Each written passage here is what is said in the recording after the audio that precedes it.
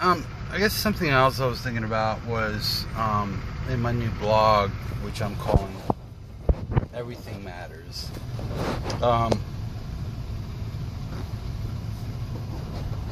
Part of the point, because a lot of times with so much prejudice in America, or just in general among people, the first question you have to ask, is it true? Whatever you hear, because people are so biased that it's hard to tell, and most of what people say is just false or misleading or whatever. So the first question that's relevant is it true?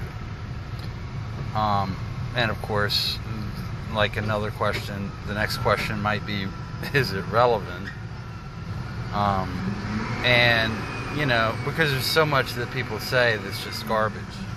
It has nothing to do with anything, and it's just like words spoken to fill the empty space. But that's it. It's like junk food. It fills your stomach, but it doesn't do anything for you nutritionally. It doesn't add to the wholesomeness of the community or your body or whatever. So anyway, what popped into my head was the syndrome thing, the syndrome in The Incredibles, who's the villain, obviously, because his thing was, he wasn't a superhero, but he was like an inventor, and he wanted to be a superhero, or to make everyone a superhero, because his slogan was that if everybody's super, then nobody is.